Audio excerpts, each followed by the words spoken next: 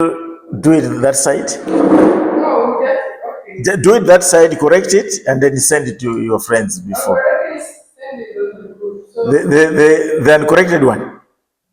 yes. Oh my goodness. It's okay with this thing. Yeah, it says it's an error. It should be 2000, not 200. Where in the world can you write 200 words? Hey, ichicho chimavhutavuta ichi. All right, how far did we go last time? Did we finish the topic number 4?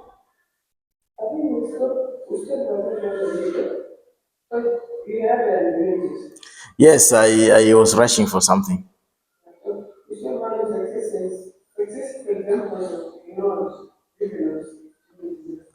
Ah, let me check.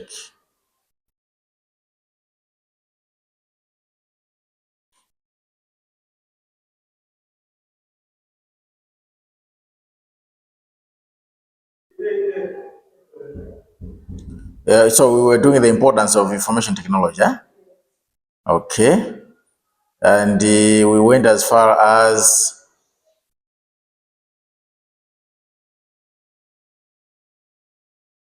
internet and artificial intelligence.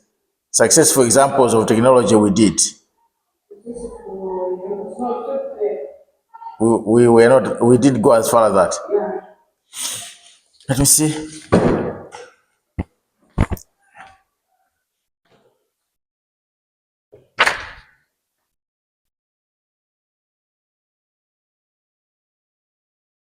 So we are starting from there.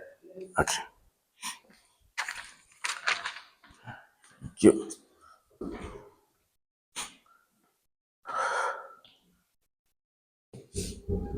This has got a very big problem. I don't know why. Keeps on changing, keeps on.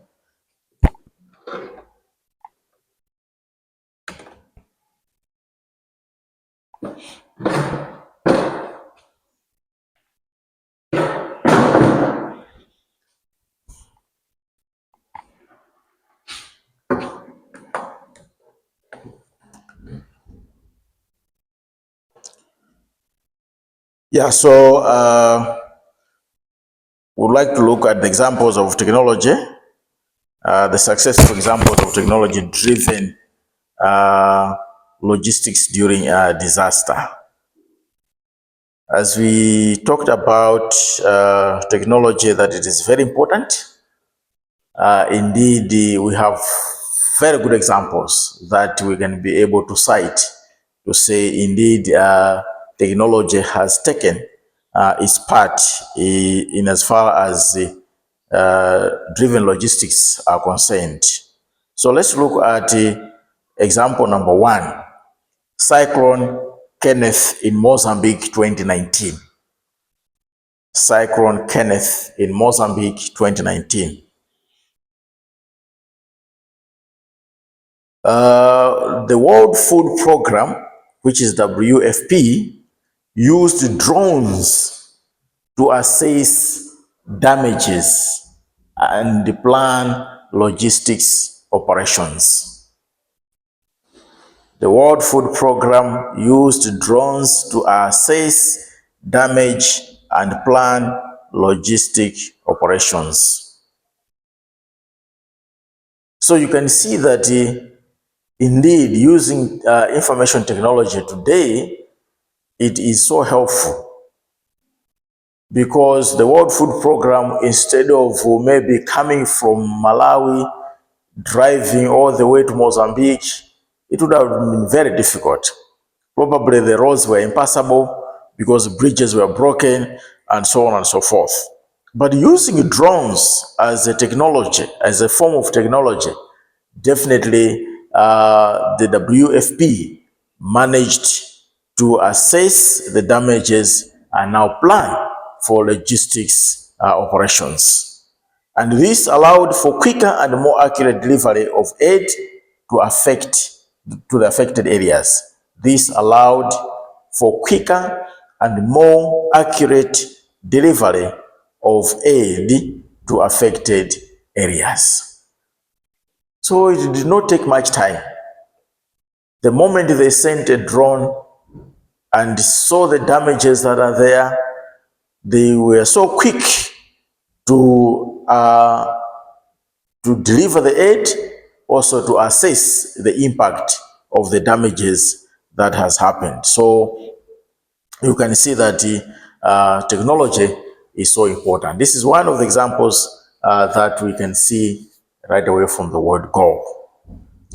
Another example that is there. Yes, sir. How are you? Good. Which timetable are you using? Is it TT3 or TT4? The new one. TT5? Yeah. TT3, TT4. The new one is TT4. TT4. Yes. Of which it shows that this room is for logistics, humanitarian logistics. Which one are you talking about? Journalism. Journalism? Yes. No. You can check, yes. Yeah. Okay, so that is example number one. Example number two is Hurricane Dorian in the Bahamas, 2019. Hurricane Doriana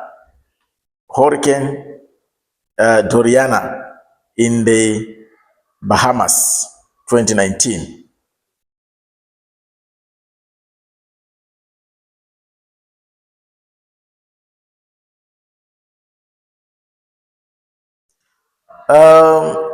Under this crisis, we had what we call Cisco Tactical Operations Team. Cisco Tactical Operations Team. This team deployed mobile networking technology. It deployed mobile networking technology to establish connectivity faster than local providers. Okay. You found it. I came another area. Uh-huh. Yeah, I come there. All right. After 10. That's good. Okay, so his time is 10 o'clock, not now. Yeah, so these people have had deployed mobile networking technology. Mobile networking technology. Like, for example, here in Malawi, we have network companies. We have TNM, we have Airtel, we have Access, we have MTL. These are network companies.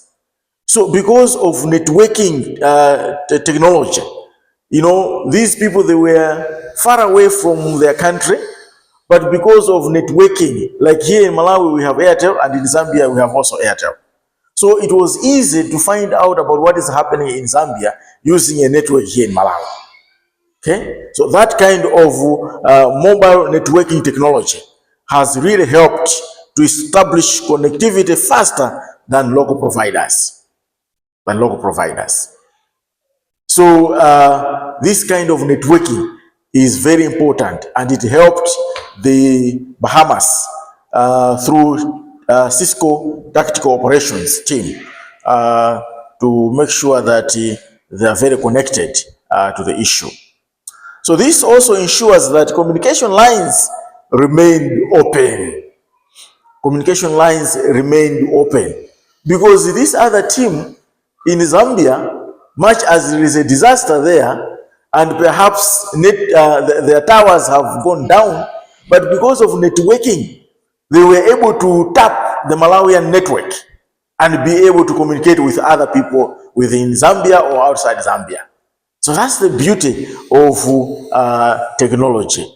If there is a problem of communication within the country, they can tap a network from another country and they can easily communicate. So it ensures that communication lines remain open, facilitating better coordination of relief efforts. Of relief efforts. So that means that people, I mean, they were able to facilitate the coordination, better coordination relief efforts. Okay, I know here there are so many people. Here we have so many women. Here we have so many, and so on and so forth.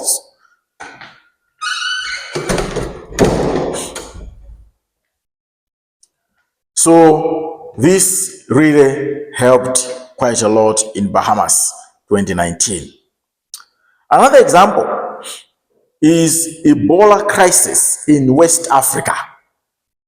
Ebola crisis in West Africa, which is in 2014 and 2016.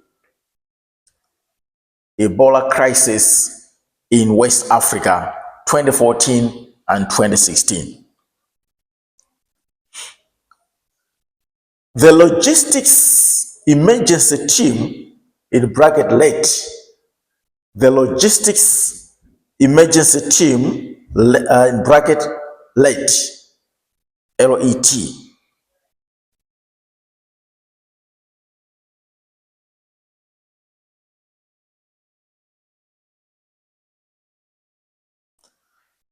which is a public-private partnership, public-private partnership,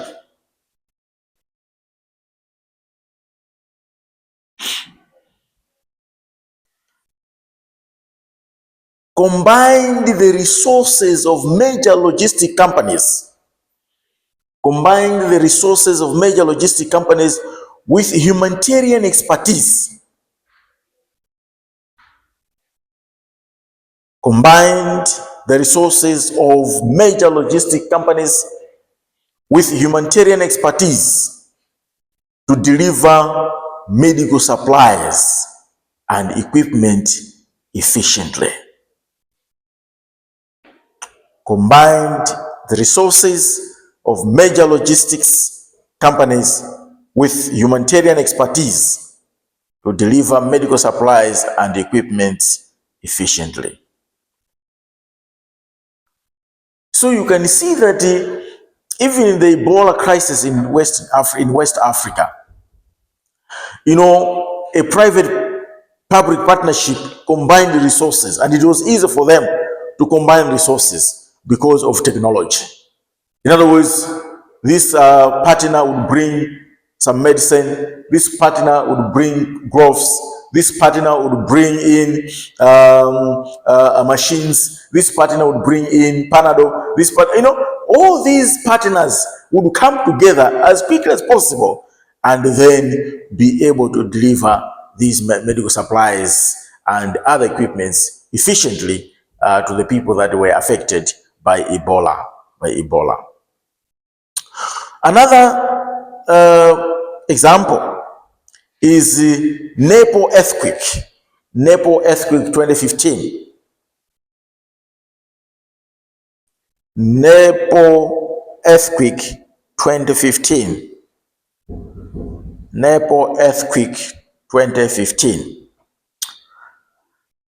The use of Geographic Information System, GIS,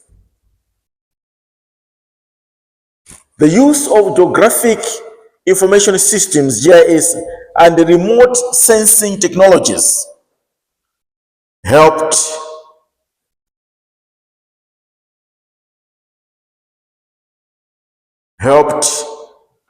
mapping the affected areas.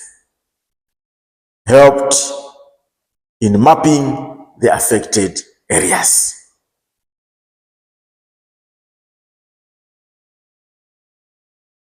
Okay, so today we have GI. What is it they call when you want to? GPS. Yes, GPS. So when you are lost, you can simply Google it and say, I want to reach to this point. They would simply locate that area, and as you're moving around, it will show you, yes, here you are, turn right, turn left, turn right, and then again you are there at the spot. So by using such kind of geographical information systems, these people were able to map the affected area and to see this is now the area which has been affected by using that geographical information systems. So technology is very important. It is something that should not be left out as far as humanitarian logistics are concerned.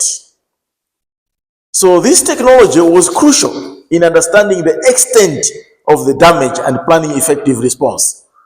This technology, we're talking about geographic information systems, is so crucial in understanding the extent of the damage and planning effective responses. So they could easily locate to say, okay, this is an area. This one is area 15, where we are today now. Is this area 15? Yeah. So you can easily say in area 15, we have, this kind of damage. It might be a big damage or not a big damage. So it is very important to use geographic information systems in order to map the affected areas. Another example that we are able to see is Typhoon Haiyan in the Philippines. Typhoon Haiyan. Haiyan is H-A-I-Y-A-N. Typhoon Haiyan in the Philippines, 2013. In the Philippines, 2013. Here, big data and analytics were used. Big data and analytics were used to predict the needs of affected populations. Big data and analytics were used to predict the needs of affected populations.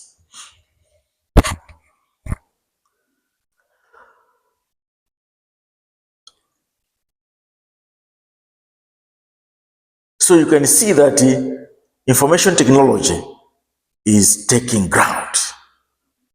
Is really very important, because using the big data and analytics, the crisis in Philippines were predicted, especially the needs of the people that were affected were predicted.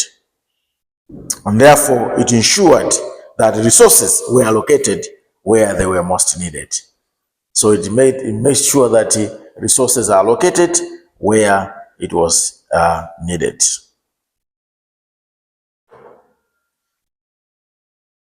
Okay.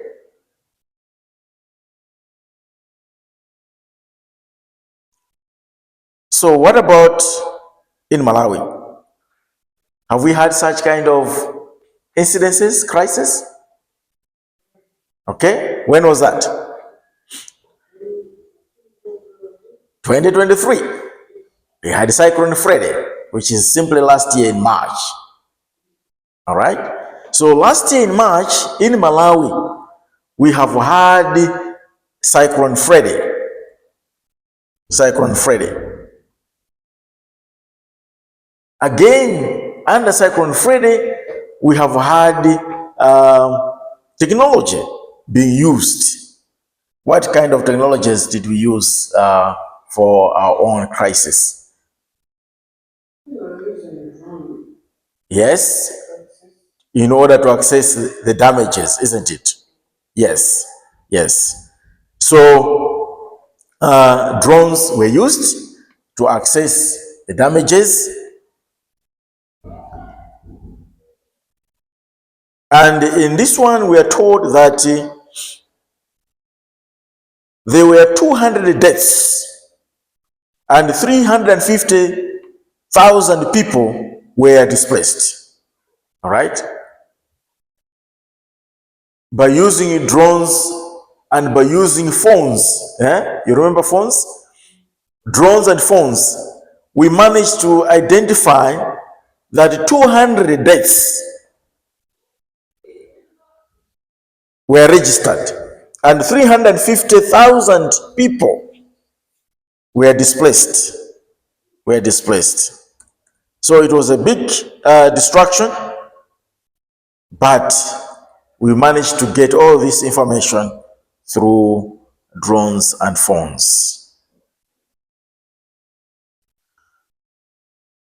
On the same, we are told that the cyclone caused significant damage to roads, bridges, and power supplies.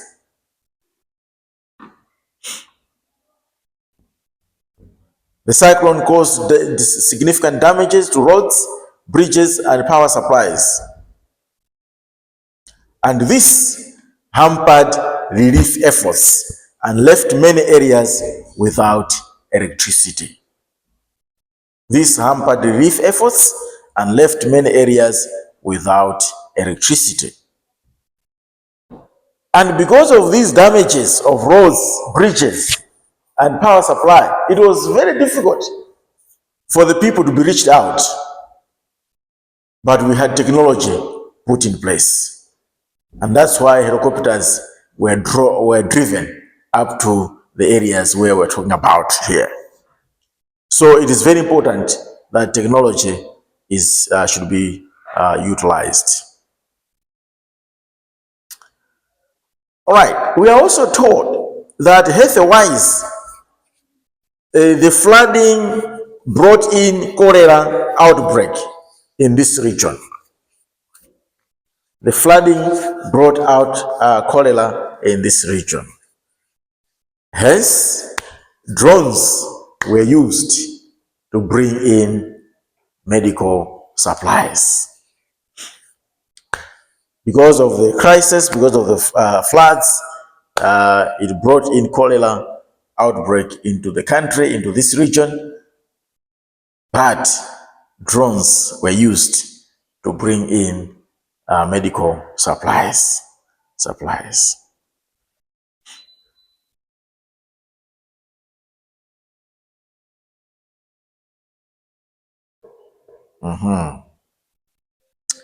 Good, so these are the examples that we can cite as the successfulness of the technology that we have. Good, let's move on to another topic, which is topic number 5. Topic number 5, which talks about performance measurements and performance management. And do we have power here?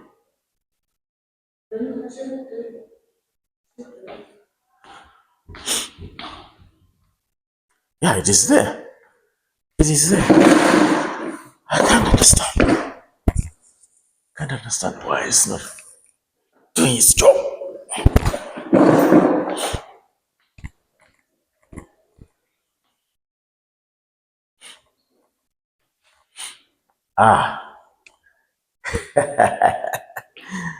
Here it comes. Here it comes.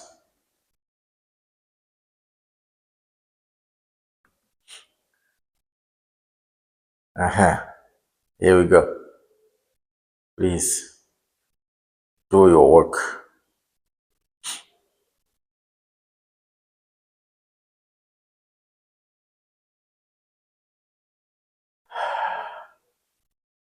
Again? Anything happening? No, check the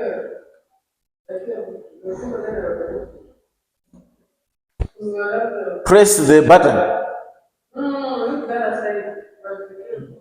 Have you done it right? Yes, I have. I have done it. Let me do it again.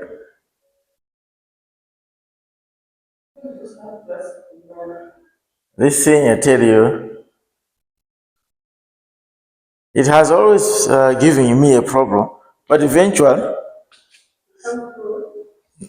eventually it does come through.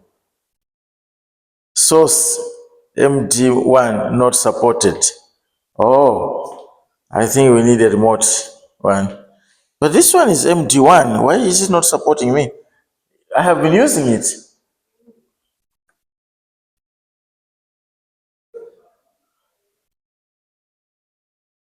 All right, eventually it will come back. Okay, so topic number 5, we'll be talking about performance measurements and improving humanitarian logistics. Performance measurements and improving humanitarian logistics.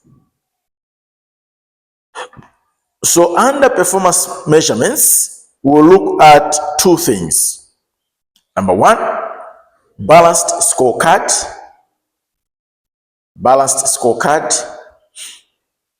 And number 2, activities-based management and costing. Activities-based management and costing. Welcome. Number 1, under performance measurements, we'll be talking about balanced scorecard. And number 2, we're talking about activities-based management and costing. Activities-based management and costing.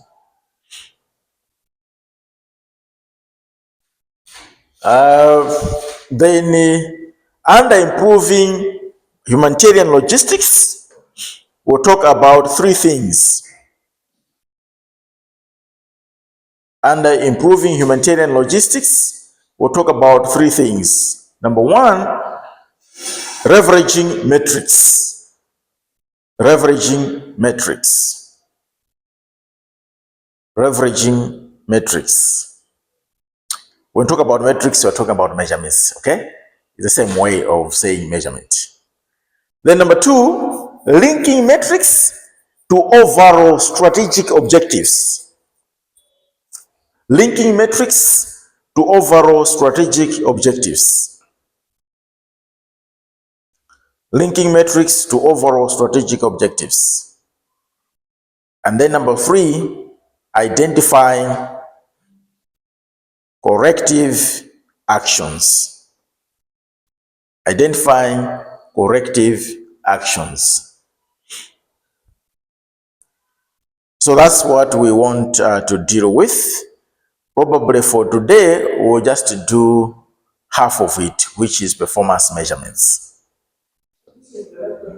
This is the last topic. You can imagine, eh? Yes. Now you can enjoy and be happy that you have come. For what? Next week when we meet. Why should I give you areas of concentration and you know them already? You have been arguing with me and say, no, sir, don't touch this area because we have already, done it. Eh? Who amongst the 2 of you?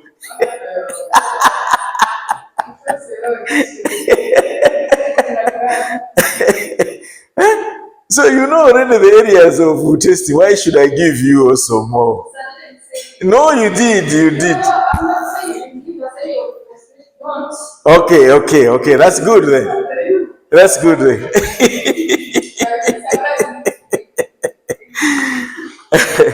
Yeah, so okay, let's look at these areas and let's start with performance measurements.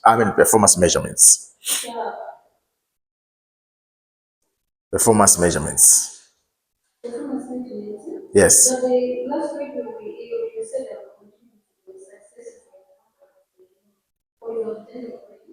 What is your time now?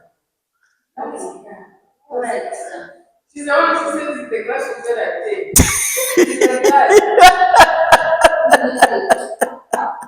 How old are you? I was just confused. Last week we started at 10, right? No. We started at 8. Yes. I was just confused. Yeah, okay. Please keep updating yourself, otherwise you'll be very much behind. Okay. So it's 8 to 10. So the time you were asking me, I was already here. I saw you passing by. So yes, when I entered in here, you were not here. Room 4. Okay. Yeah. Anyway, it's we've already done the examples of successful technologies. Okay. Yeah, you copy the notes from her. Yeah. This is for humanitarian logistics. Should I welcome you? Oh, so you are a visitor here, a newcomer, a newcomer.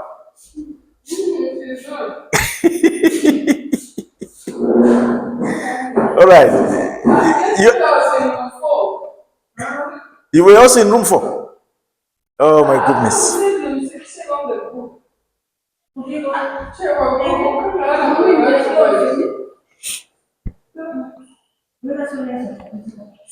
Hmm? For what? For what?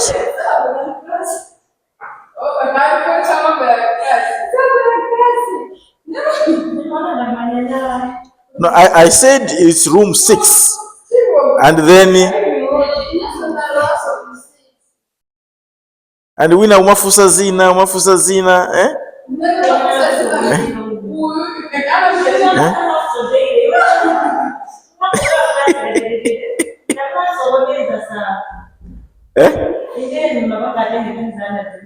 Oh.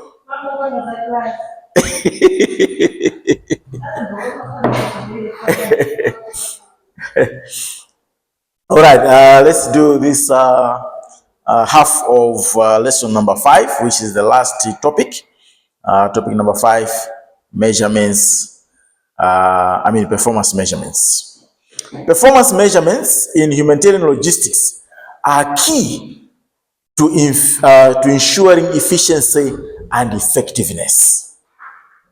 So whatever you do, it is better to do some measurements so that you are effective and efficient enough in whatever you're doing, right? You remember when you were young, your parents used to measure you, okay?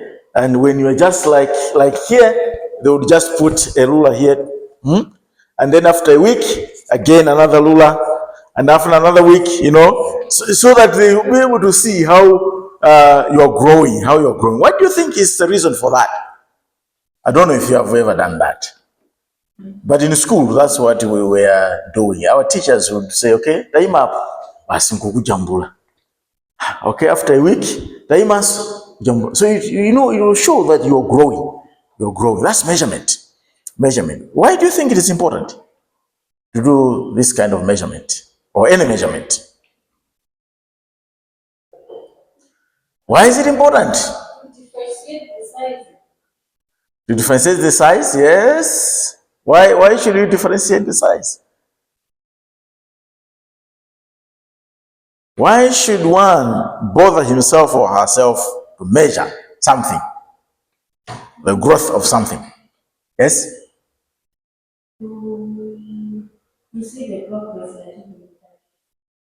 Yes, to see the growth and activities that are taking place. Well, but the purpose is for what?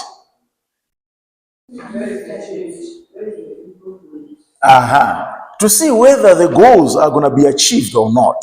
Because if you don't measure, you may not know if the goals have been achieved or not.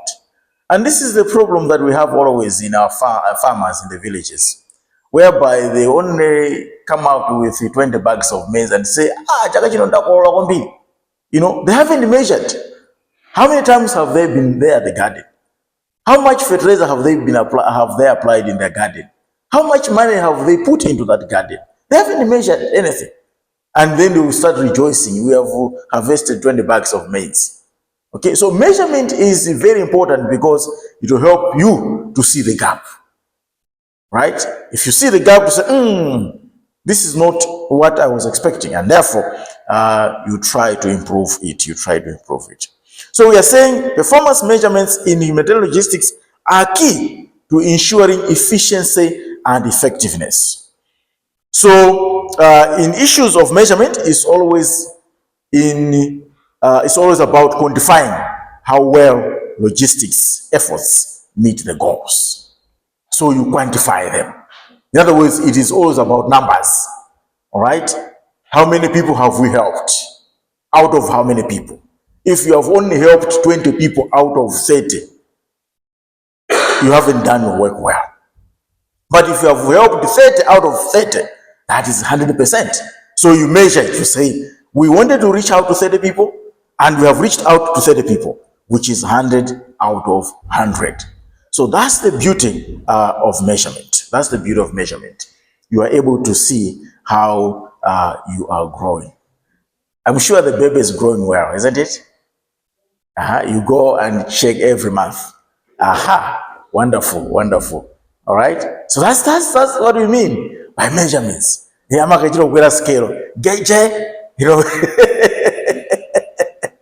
and then my baby now the baby is growing.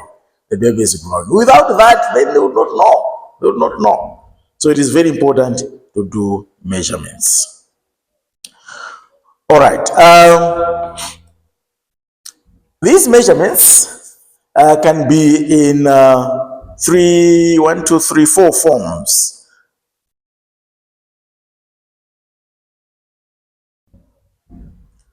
Okay, can be in 4 forms. Number 1 is timeliness. Timeliness, measuring how quickly aid reaches affected areas. So if, for example, something has happened today, and it takes you 2, 3, 1 week, 14 days, 1 month without reaching out to such kind of people, have you done it well? No, no. So you measure the time that thing has happened to the time you are coming in with your aid. How long has it taken? And if it has taken too long, then you're not efficient enough. If it is promptly, yes, fine and good. You remember the Chikangawa incident? How long did it take for Malawi government to respond? How many hours? 24 hours? Or more than 24 hours? Because the incident took place around 10 o'clock. And they waited. Of course, they went just for 30 minutes around Chikangawa, around by 5:30 or 6 o'clock, they were already out. And then the following day, they started again at around 9. Yeah, it's 24 hours, right? 24 hours. But such kind of incident, you should have been taken promptly, right away there. You know, there are so many soldiers in Mzuzu around Chikangawa area. They would have done their best. But Malawi government failed to do that promptly. Another form is cost efficiency. Cost efficiency. Monitoring expenditure versus budget. Monitoring expenditure versus budget. How much have you budgeted for you to go and help the people around Palombe area? And how much have you spent about, helping these people around Palombe area? So if you now compare the two, your budget and your expenditure, and then you will say, yes, our cost has been efficient. Our cost has been efficient. But if you over expenditure, then your cost has not been efficient. Your cost has not been efficient. So you always monitor the expenditure versus the budget. Another form is accuracy. Accuracy.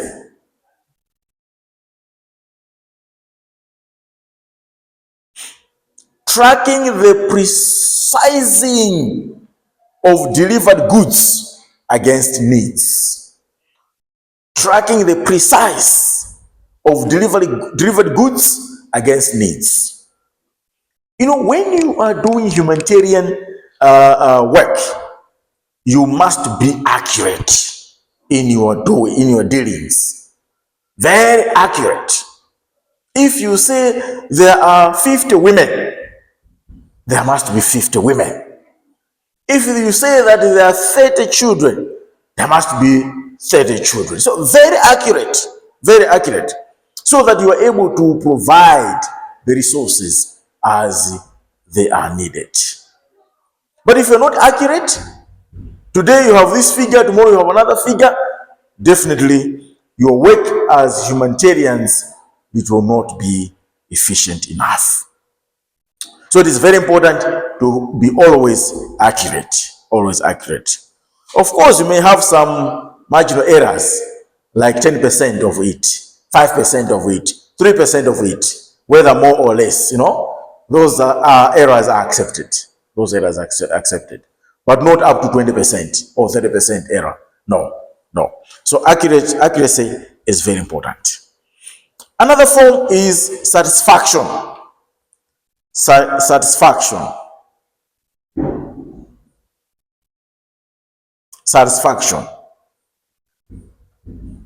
Gauging the satisfaction of beneficiaries and stakeholders. Gauging the satisfaction of beneficiaries and stakeholders. As you are reaching out to these people, are they satisfied that we have been benefited? Are they satisfied that they have received a relief item? Are they happy that they are living in a house which you have built for them? Some houses are just like, I don't know to mention the size of these houses. Very so small, very, very small.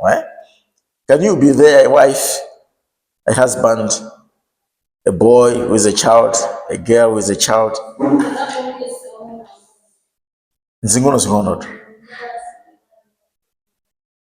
So the question is, are we able to satisfy the needs of these people that are flood victims?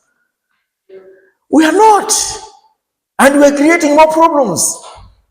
Because where are they going to put these children? Will only a husband and a wife live together? What about these other children? Where will they stay?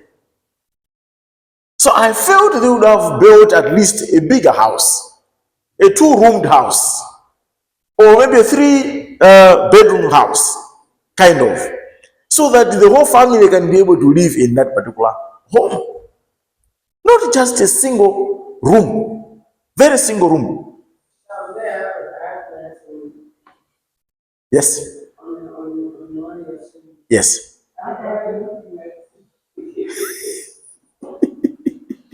Okay, the thing is, most of the families that are not, don't even leave the mother and the child. Okay. So if you check the statistics, Yes. the houses that are being built, normally the family. I just it's either a single parent or just kids or just a parent or a planning. So if you check the statistics, you see that it's not like the whole family, like the normal family that we have. It's just a mother and a child. So these are single mothers? Mostly. You check all the statistics. If you want to check on the houses that are built, especially the lower southern part of the Malawi. Yes. I mean, that's a room and check the beneficiaries also. They are not the whole family. Yeah, because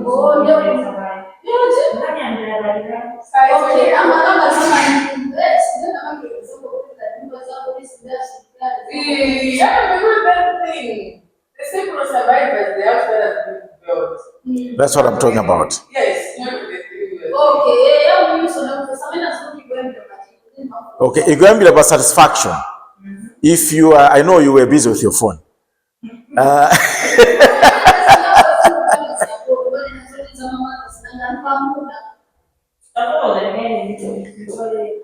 We are saying, when we are saying we are going to build houses for the victims, are these victims now satisfied to say, now I have got a home, I have a house?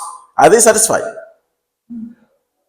How should they be satisfied if it is only a man and a woman staying in that house, yet the other people within the house, like the children and others, are outside of that small house? Because the houses that are built there are single bedroom house. You see? But she's saying, no, these houses are meant only for a single mother. Okay? A single mom with one child or 2 children. That's all. Yeah. But then this child should, if it is a single mom, this child should also be a girl.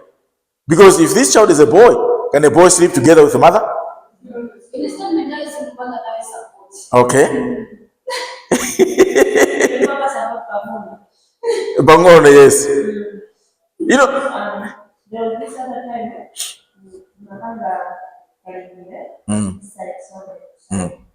most of the families were single mothers. Single mother with children or a grandmother. Yes. Yes. Yes. Most of them. So, but when you are now bringing in humanitarian aid, you must make sure that these people are satisfied with whatever you have brought to them. Otherwise, if you just build a one-bedroom house, which is very small, you know, these people will stay there just to please you, but inside their heart are not happy. All right? Huh? That's what the measurements is all about. Okay? Hey, you should. Yes, you should. Yes, of course, it's an aid. It's an aid. But this aid, the one who is receiving it, must also have that satisfaction.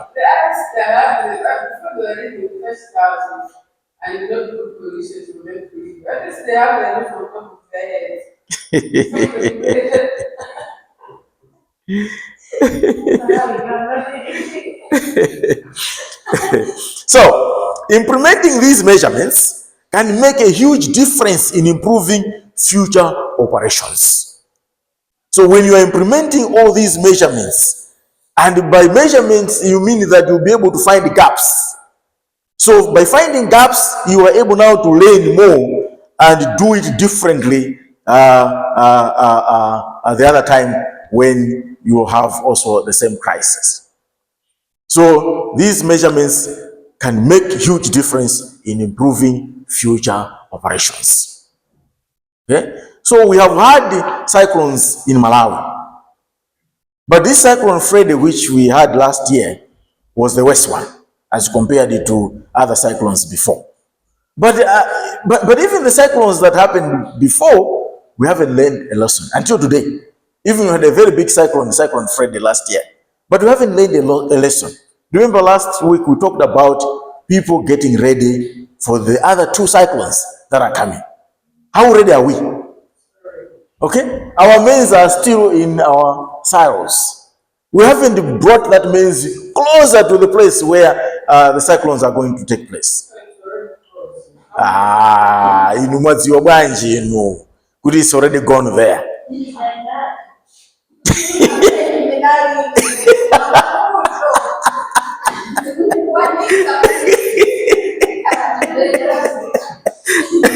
Kapena muli kutoti makapena.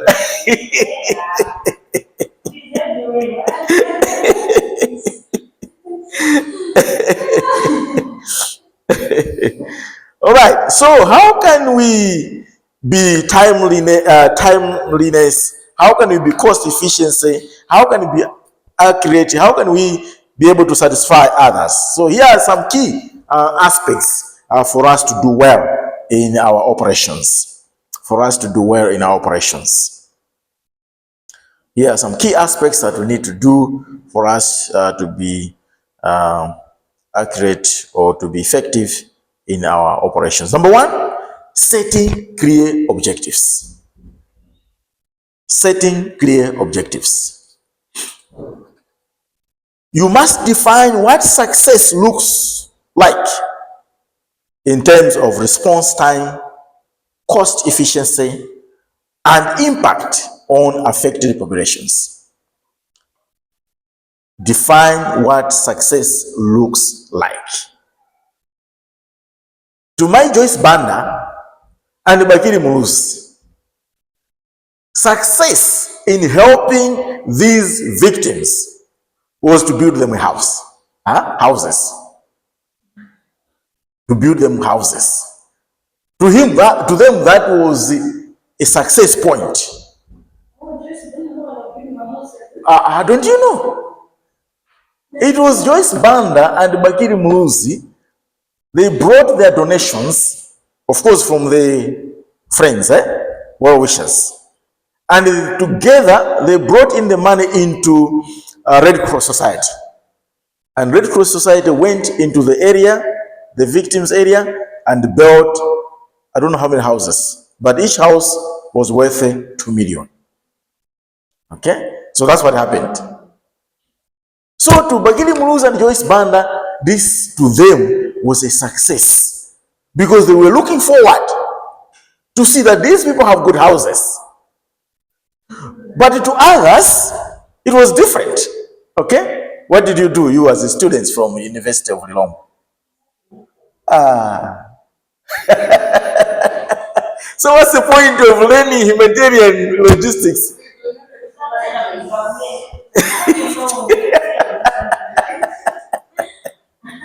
But you have been hearing about these cyclones, isn't it? You have been donating? Is it, what is it? Have you been? Food items and clothes. Okay. Okay. So to you, the success that you were looking at is to make sure that these victims are well dressed. Okay. These victims have got food. They should eat in the morning, eat in the afternoon, and eat in the evening. Okay. So that's a success. And this must be very clear. Your objective must be very clear. What is it that you want to give to the people? What is it that you want to satisfy? You want to satisfy the parents, or you want to satisfy the whole body? You want people to have a shelter, or you want people to have food, or you want people to have soap, to bath, and so on and so on. So this objective must be very clear. Okay? Must be very clear in the word go. So number 2, monitoring and evaluation is another key aspect. Monitoring and evaluation. Continuous tracking performance against these objectives using various metrics. Continuous tracking performance against these objectives using various metrics. So as you have set up the objective, and this objective must be monitored every time to see whether you are gradually achieving your objectives. And then you evaluate it, whether you are doing it rightly or not, whether you are doing it at the right time or not. So you do monitor and evaluate gradually until you meet your objectives. Very, very important. Very, very important. Just as good as now you are in the 4th year, which is very good. Okay? This journey has not been an easy journey. From the day you started, year 1, semester 1, year 1, semester 2, and so on and so forth. It hasn't been easy. Ups and downs. Siguna kulepera, siguna kukoza, siguna kujomba ku school, siguna kuchedwa ku school. It has not been an easy journey.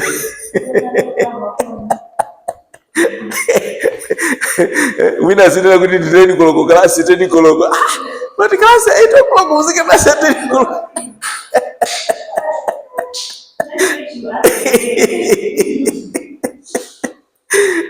So if you have set an objective to say, I want to have my bachelor's degree in blah blah blah in 4 years time, so you monitor and evaluate your tracking, your way, your performance, how you are doing it. Because if you are doing it lazily, definitely that performance will bring you down. But monitor it so that you are able to achieve your objectives. So you're able to achieve your objectives. Then another aspect is feedback loops. Feedback loops.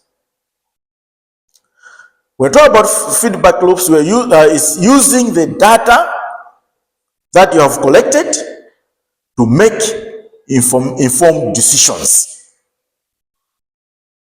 Using the data that you have collected to make informed decisions.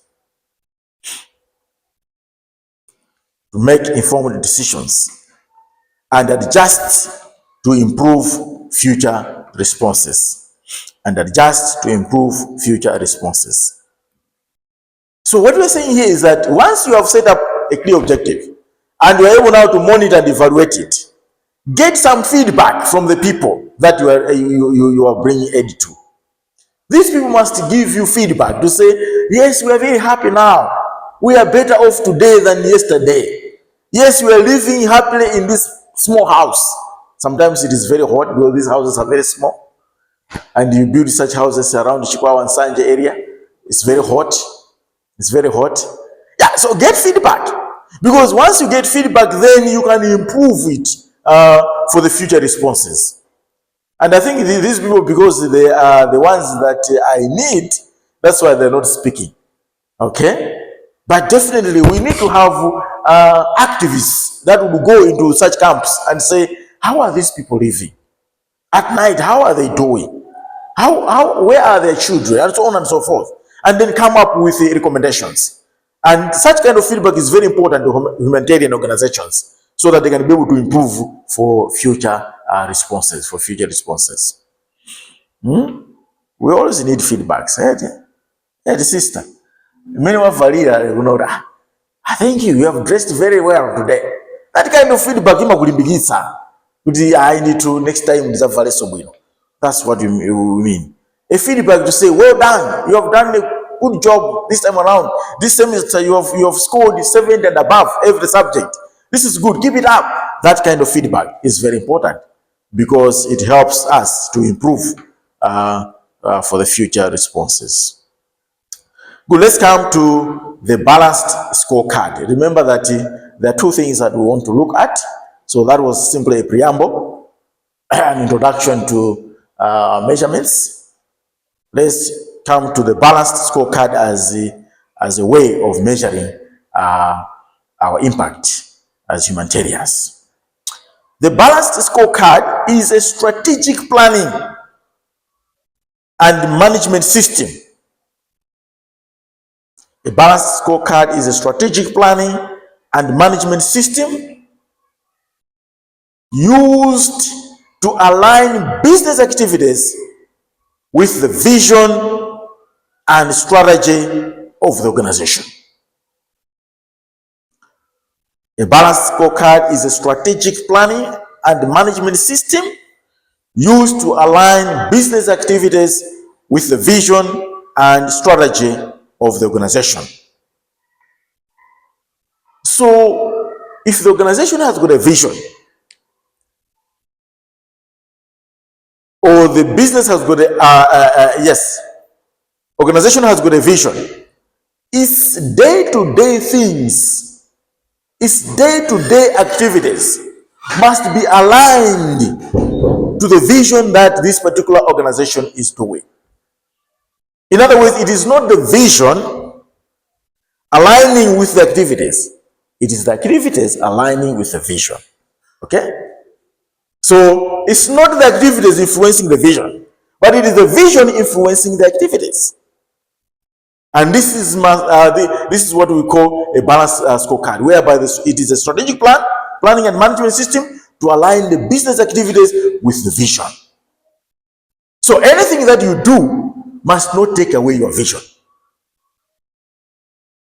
But your vision must make sure that it influences your activities.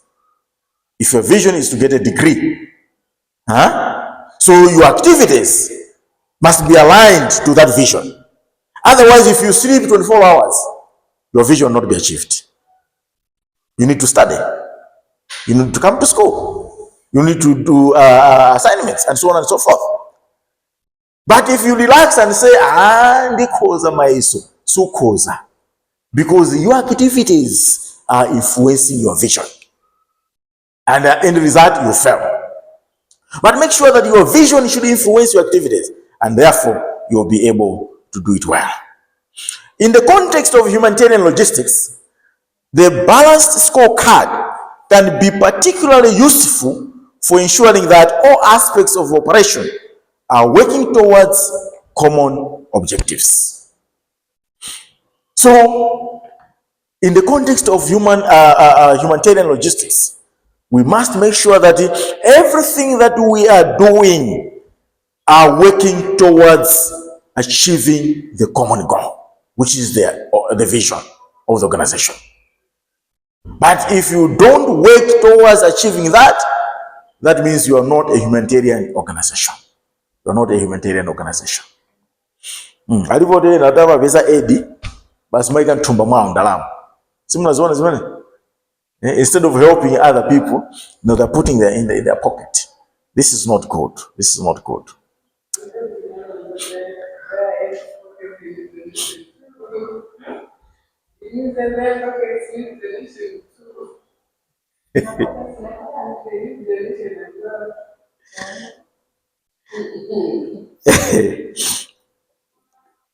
All right, let's come to the historical background of balanced